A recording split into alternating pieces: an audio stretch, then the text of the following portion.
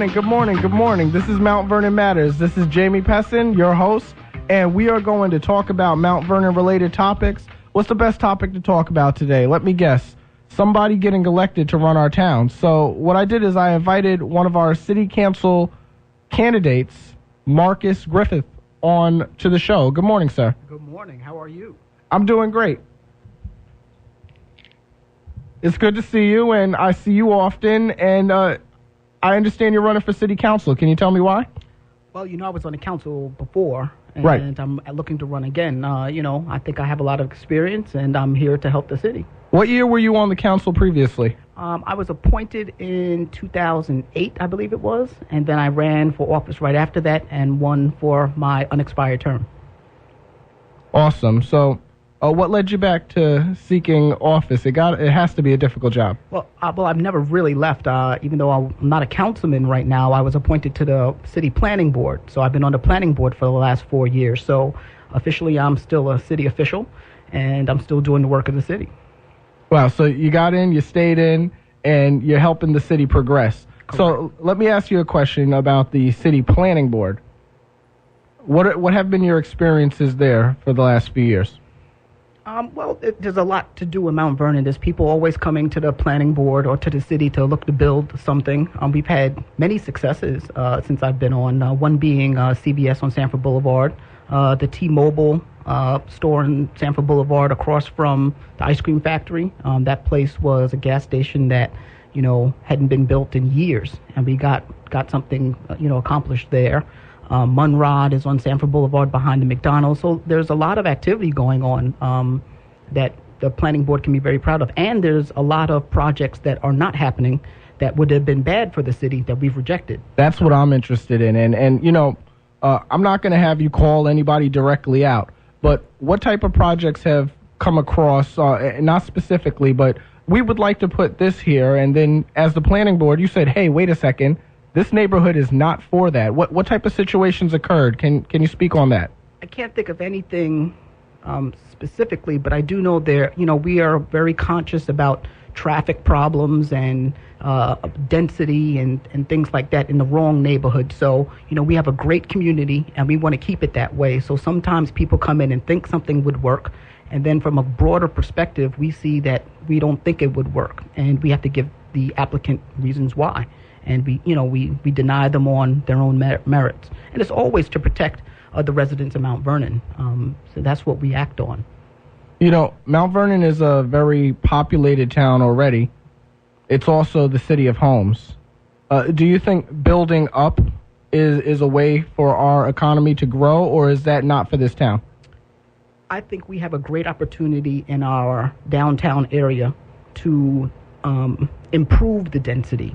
So one thing that we did with the comprehensive plan that we put forward is to protect the areas outside of the downtown areas where the railroad stations are. So I think we have an opportunity to put a little bit quality density close to the train stations. But the first thing that we do is we always protect the neighborhoods where there are single-family homes, two-family homes. Those are the areas that we have to protect first. And then a little bit of density with activity, new stores, quality of life places, laissez-faire places to go, I think is a great opportunity for us.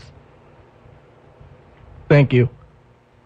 Now, I do know that there is a flyer that as we all know, that on Lorraine Avenue is one of the places I stay. Thank you, Mom. And we got a flyer talking about a floating zone. And I know that you might know about these things, and I know that this area is being looked at for some sort of development. If there's anything you wanted to comment on floating zones or what's going on in the area, please let us know.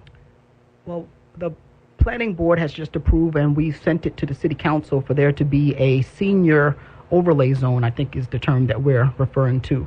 But that zone doesn't affect Oakwood Heights. And I know the folks in Oakwood Heights well. We protected their neighborhood from a plan that was going forward before. So the overlay zone does not affect Oakwood Heights per se at all. There are some areas that we are allowing senior development to go in. But once again, it's the first thing that we do is to build the zone is not really to say where we want it. It also is to say where we do not want it. Okay. And Oakwood Heights is not one of those neighborhoods. So I would have to look at the flyer and get you back with some more information. But I'll say this. One of the things that hurts Mount Vernon is misinformation. So I'm hoping that there's not a flyer out there that's directing people to something that's not going to happen. But the city council has that in their hands. The planning board has finished their process. And it's up to them to take it on. They've taken lead agency on that project. With that said, whether correct information was given out or not, you will see them there in force at the next city council meeting, which is on Wednesday at 7 p.m. And I know I always encourage everybody to come out, just to come out. You don't need a reason, but here's a reason. There's going to be a whole bunch of people there with a concern, and maybe if you go and you listen to their concerns, it might help stimulate what your concerns are, and then we could do the city council thing every time it shows up, and, I'll come with you. Why not? Absolutely. Everybody's welcome to the city council meetings, everyone. And it's good for people to come to see how the city works. Absolutely. We have a call. Good morning. How you doing? Good morning, sir. Good morning. This is Jamie Pessin. Yes, sir. Mount Vernon Matters. I'm calling. My name is Joshua Ask. You might know me. Yes, sir. I do know you. How are you? All right, and I'm listening to Marcus Griffith. He's running for city council. Yes, sir. Yes. How I'm trying to figure out something about the way the city council is structured. Go ahead. Ask the question. The structure of the city council is an at-large system, and I feel that the city council doesn't represent the people of Mount Vernon because of the system that's set up. That we don't have direct representation from our city council members. So I'm trying to figure out, would he be willing to put a referendum on a ballot to create a district system so most people in Mount Vernon can get some type of representation? Because most people in Mount Vernon don't even know who the city council members are.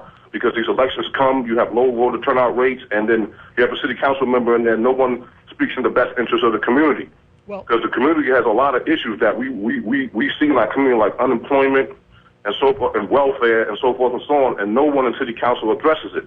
When I went to 2 city council meetings, and I spoke to city council about how I feel that Westchester County government really is the government that runs Mount Vernon, because you have 29% of the welfare cases in Westchester County, Mount Vernon residents.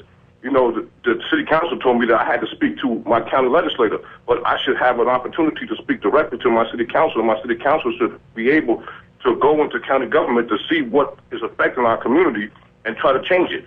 Well, Joshua, yes, I agree with you, and I just want you to know that, I'm in the community, and all of the city council members, I'm not one, again, yet, I was one before, and I've always been responsive to anybody's concerns, and I've always given them the facts and the truth up front.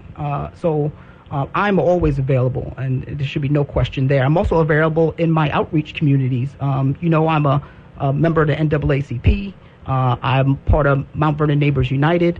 I've been on many boards, so I'm around the community, and people can come up to me anytime. I love it when people identify themselves. Joshua, you can ask me questions anytime you need. And about the at-large system, if a council person does not know the city well, the Mount Vernon is, as you know, 4.2 square miles.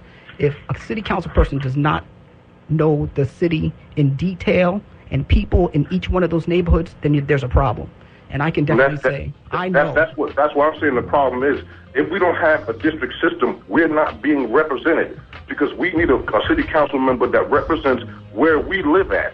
Because if he doesn't represent where we live at, he doesn't have to address our concerns, ever. Mr. Askew, you make a great point. We are going to break. That is the music. And thank you for calling.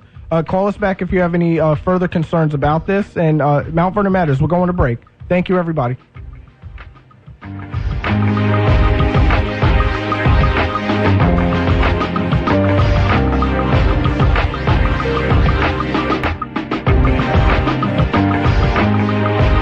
Welcome back. This is Mount Vernon Matters. This is Jamie Pessin, and what we're doing today is we're interviewing city council candidate Marcus Griffith, who he was your city councilman before, and what was the reason that you had left? I made a decision to run for a higher office, and I was not successful. Okay, so he did not get removed from city council. He decided to move on, and he's back, and in between, he's been on the planning board, so he's always been involved in the Mount Vernon and helping Mount Vernon progress. So Well, we're here to inform people today. So I just wanted to ask you a question. What is the job of a city councilman?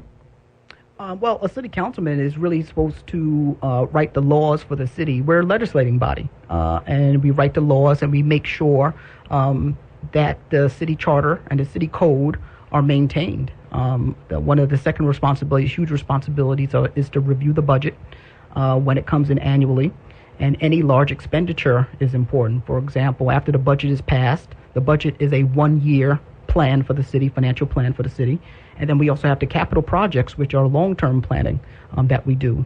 So in a nutshell, that's what we do. If a city council person comes here, a city councilman candidate comes here and does not understand the city charter or the city code or doesn't know what those things are, that's a huge problem. So red flag.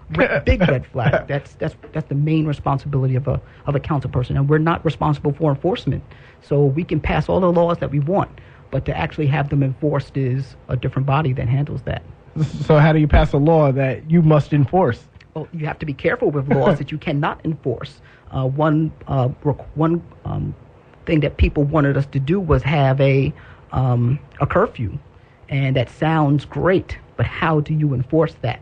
So you have to really think about passing a law that's not enforceable. And that's the hard work that council people do. And by the way, who was that curfew against? That was against all people, or that was against young people? Well, I think it was a youth-oriented curfew. Sounds a bit ageist to me. Well, but exactly. So freedom. How do you enforce that is the question that a council person would have to think about. Right. It's very interesting. But, I guess there are things that are being done to try and curb the quality of life. An example, cameras in parks, increased cooperation between the county police and Mount Vernon police, more officers on the street that are, I guess, quote unquote, friendly officers. What is it that the city council can do, if anything, to increase safety? That's a good question. Once again, the city council isn't responsible for the day-to-day activities or the management of the police officers. Right. What we can do is put in the budget more funds, or we can request that the police department gets grants that are out there for cities like Mount Vernon, and make sure that the police have the funding to get a grant writer to write those grants. So there's ways that we can put things in place year over year, but to have us as, people that are out there, arresting people, that is not the city council's job. Let me put it a different way in the scope of what the city council can do. You guys handle the budget. Correct. You are able to say this department deserves this amount of money. That's correct. To do such and such with the money. What if that department, whatever department it is, proves that they are not properly allocating the money? Who does that fall on? The individual department head, the mayor, everybody? Well, you're asking deep questions, and I don't even we only have a half an hour. But right. Sorry. One thing that the council does not do is we do not propose the budget. The mayor proposes the budget. That he gives it or she gives it to us. We review it, and then we can take away if we want, and then it becomes a negotiation about what the city needs. So, yes, there's a process for the budget as well that the council must follow. Okay. Thank you. So, we since we're talking about the budget, I might as well ask the other big elephant in the room question: taxes. We don't want them to go up. No. So is there any comments about taxes going up every single year that you could address? Well, when I was on the council, I meticulously went through that budget. I typed the entire budget on my computer, and I reduced it every way possible to a point where we reduced people, we reduced certain services, and we got a budget down to the number that we felt comfortable with. I would love for there to be a zero increase, but nothing is going down these days, and the city has that same responsibility. So I guarantee if I get on the council, I would love to get to a point where we have a zero increase. But that's very hard to do because everything is increasing. Costs are increasing. Pension costs are increasing. And that's just the reality.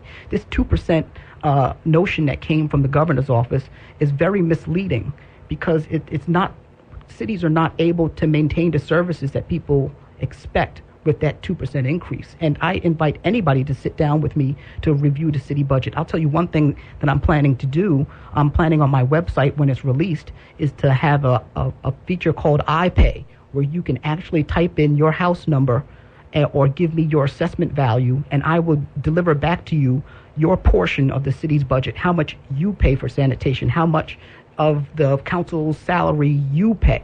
Right. That's one thing I'm looking to do, and that's because I have the budget on my computer. So that's how involved I am with the budget. You can guarantee. I have many properties in Mount Vernon. I manage 5 properties, and I pay taxes on all of those properties. I have a large building, a 17-family building. So I'm very interested in the taxes going down. One thing you should know about me, looking at those taxes and trying to get them down is one of my main interests. So we're coming down to the end of this program where we have Marcus Griffith, our city council candidate. He was our city councilman before. Hopefully he will be again if the vote goes his way. What would you like to say to the people so that they can come out and vote? Well, we have the Democratic primary on September 10th. I want to make sure that people who complain also vote. If you have a problem with Mount Vernon, what the first thing you need to do is go to the polls and vote your people in September and in November. That's critical. And when you do vote, make sure you research the people that are out there. I'm definitely somebody who is very qualified, knows the city well, can quote parts of the city code and the city charter by memory. I have a lot of properties invested in Mount Vernon. My church is there. My parents are there. So I have a deep interest in Mount Vernon, and I bet you if you interview any of the candidates, I'm going to be one of your top candidates without a doubt. I appreciate those kind words. I hope the people have heard them and will make their decision in the coming months. We have a call, and this show is about the people. Caller, get the last word. How are you? I'm curious about that 2% increase. Now, doesn't that also include every department has a price of living increase, which is some kind of automatic increase, and that's 2% above that, not just a straight 2% increase?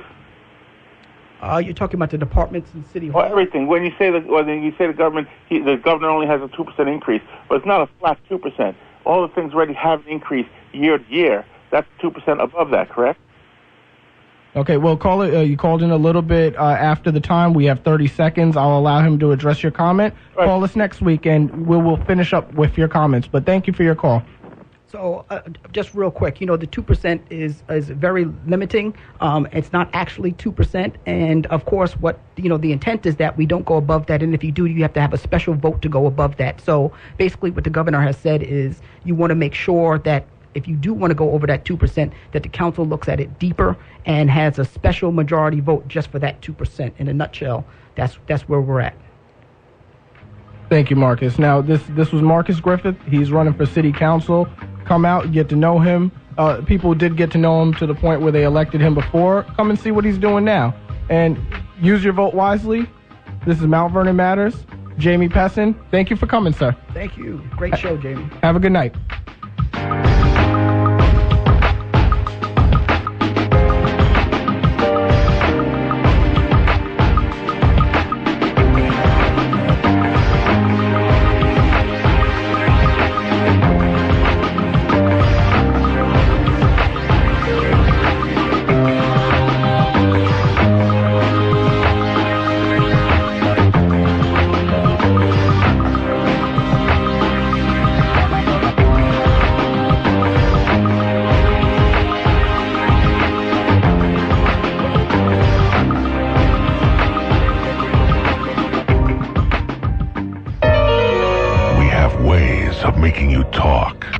AM 1460 WVOX New Rochelle and worldwide at WVOX.com.